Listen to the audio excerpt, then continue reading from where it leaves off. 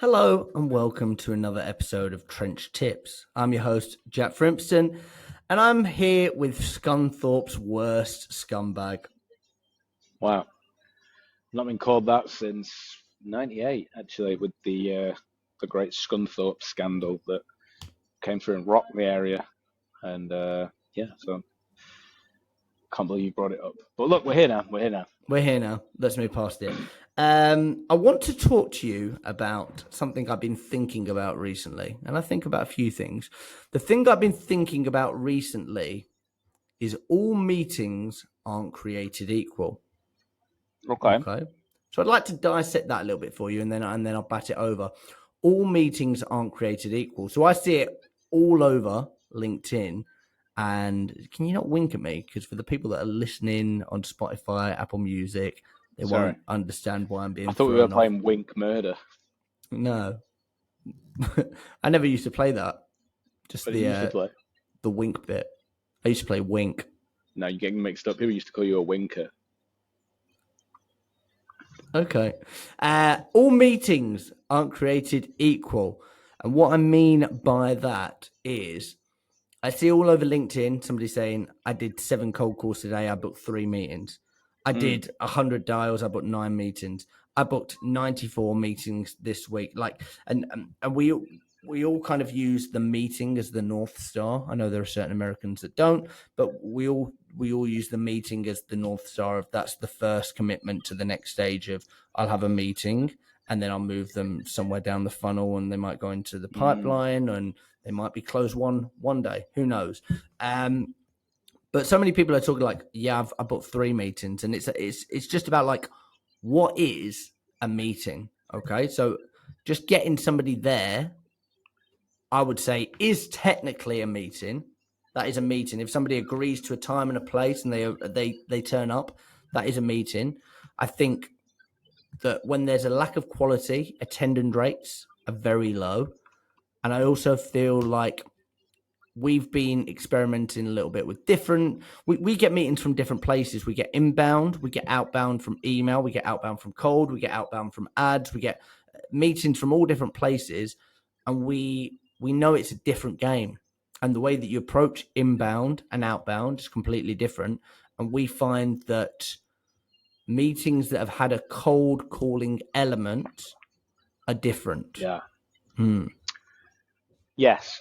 I think let me just touch on a point before we jump into that. Please. If you have, so let's say the job role SDR, a job role that, if you speak to SDRs, the ambition is to move into an AE role normally.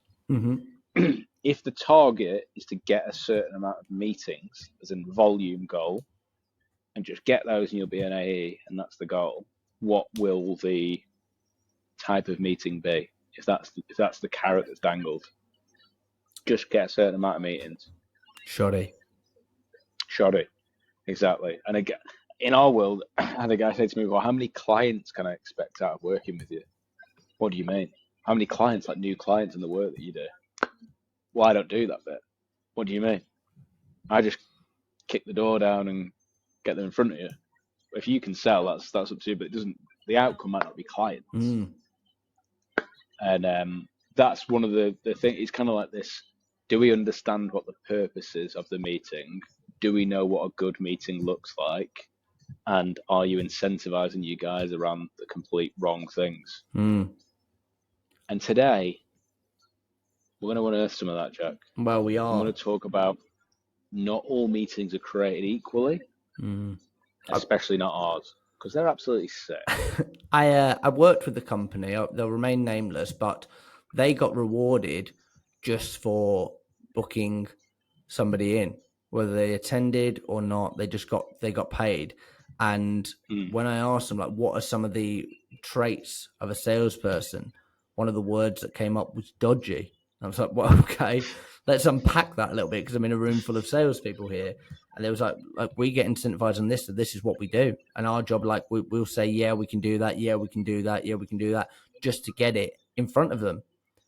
And that is like, if you are incentivizing the wrong things, like what should you be incentivizing? So for us, a qualified meeting is, do they have the problem? Brilliant. But more than that, are they motivated? So the analogy that I love is, I was going to say the cassette player in my car's fucked, but after the phone call the other day, the door doesn't lock, It's more the than that now, isn't windows it? don't go Yeah. down, and the radio got nicked. But hey, I don't need to drive anywhere. $9,000 a day you're on. You can't even do that. Can't even get a new car. So the cassette player in the car is broken, but everything else is working fine, typically. So I'm not going to buy a new car. So just because, but that is a problem. That is hands down a problem. Just because I have a problem, it doesn't mean I'm motivated to solve it. And typically, when there's a lack of motivation, that is when somebody won't come to the meeting. Because I know what your diary looks like, and I know what my diary looks like. Mine's busier because I work harder, but we both look down at our calendars over a weekly. We both look at our calendars on a weekly basis, and if there's something that isn't of importance in there, a sales call, a demo, well, what am I trying to solve by that? Why do I remember why I'm there? Yeah, your turn. I don't look at mine on a weekly basis. I look at mine on a daily basis because I care more than you. But let's keep going. So let's lay it out, right? That's like all well and good. You need a problem, you need to be motivated to fix it. How do you actually do that? So the first thing, the problem. Does this person you're speaking to exhibit symptoms of the problem that you solve? I don't mean, are they curious? People aren't curious about fixing a headache if they haven't got a headache, are they? Well, I'd like to know just in case I haven't got a headache. What? You know about? They're not showing up, are they? At all. They're just being nice to you. So the first thing is it a real problem? Right? If I push you on it a bit, do you defend it? Now the next one, and this is a real key one, can they then give you examples of that problem in their world? And what's the importance of, can you give me real life evidence and real life examples, Joe? Well, the heuristic bias is the more examples they can think, the more it's going to confirm. So like when you say, give me an example of that, I'm going to double down. The more real life examples, it's going to make it a real thing. If I can't think of anything, if I say, oh, my girlfriend always annoys me, I can't think of one example, well, then that belief is probably going to go away quite soon. If I can list off. What are you looking for examples of your girlfriend being annoyed? No, that wasn't the question. I've got a notepad in my And she listens to drawers. this podcast, actually, Zach. So she will be reprimanding you at some point. Oh, lucky me. Anyway, so there's that, right? Now we need to have a clear impact. Okay? Impact is one of the most funny ones. I talk about this all the time. No one had ever asked someone in real life. And what's the impact of that being on you? Me and my husband are struggling a bit. What's the impact of that being? You just go, what the fuck are you on about? Asking me shit questions like that. But if it was like, well, how do you even know that's a problem? Oh, because of this, because I don't get enough time to spend, because there's a massive risk to the business. We're not seeing the. How do you know it's a problem? We'll get you the impact. Okay. Now I've got the problem. Now I've got an example of the problem, or examples, several. Now I'm getting a little bit of impact. We're kind of getting home and dry here. And then the next thing that we need to get for is, what is the potential root cause? And this is one that can get overlooked, because the root cause, what could it sometimes be, Jack? And it's a challenging thing to put a mirror in front of someone about. In the words of Taylor Swift, it's me. Hi, I'm the problem. It's me. Exactly. So you could be talking to the CEO, the leader of the business, and actually the problem, when you start unearthing it and working it out, you're scratching your head because you're thinking, it's this person I'm talking, they're the problem. They're getting in the way. They're the bottleneck.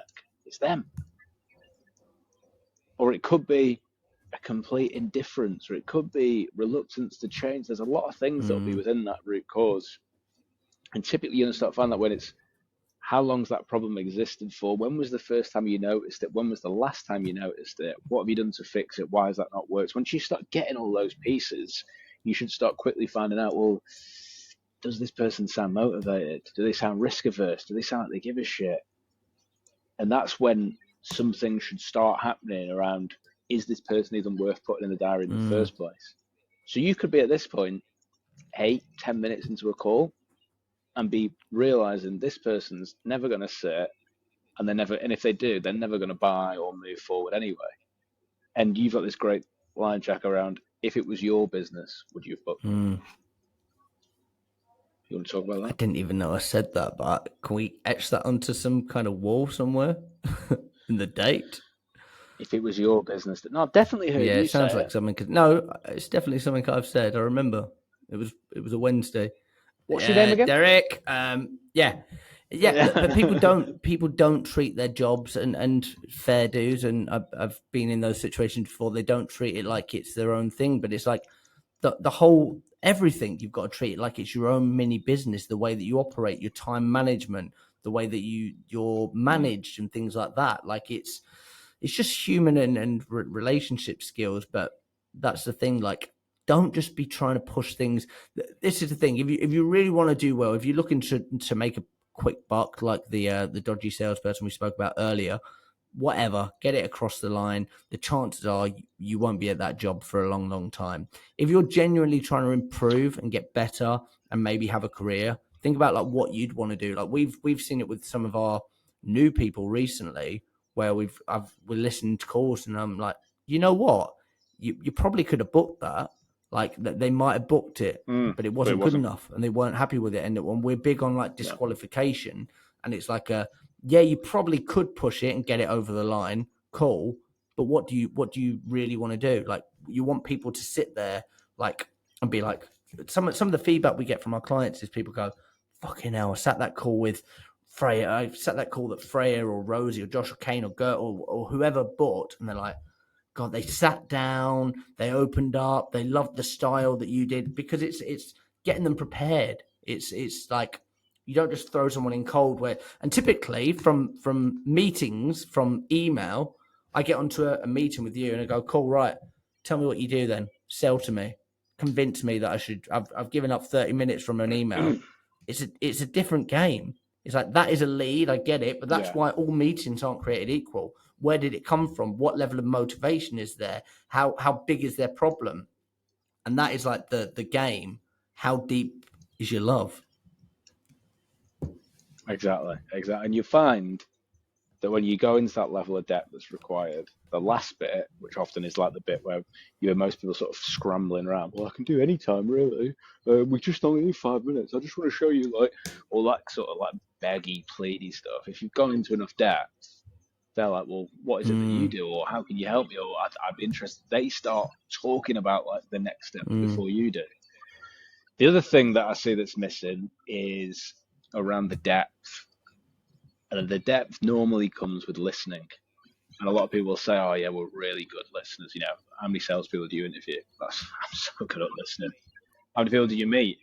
No one would ever describe themselves as a bad listener. You never meet someone who and go like, "What are you not good at?" I'm not amazing at listening. No, it's like people are so mm, not aware of their own listening skills. But the ability to hear someone describe a problem and use language that's vague or wishy-washy or non-committal, you as the salesperson should be able to go, hold on a second, before we carry on, I'm spotting something here. When you describe that, you keep mm, saying, I think, and actually 10 minutes ago you told me it was a problem, now you're not so sure, you sound quite conflicted. The ability to notice the through line, the thought patterns, the limiting beliefs, the ego, the things that are going to hold this person back, that is the skill, and everything's going to mm. go upstream back to that. So if you don't spot it at the start, Agreed. it'll come And I at the think end. I've got the. That was good. I think I've Fuck, got the prescription for that. Bentley water? What's in Yeah, this there's stuff? that little advert there. I think I've got the prescription for that. What you were talking about there. And for our audio Okay, mate. listeners, I'm holding it in my right hand. Can you describe what Mm, it looks like? that's it. All Yeah, I right, can. okay, It's a never pen. mind.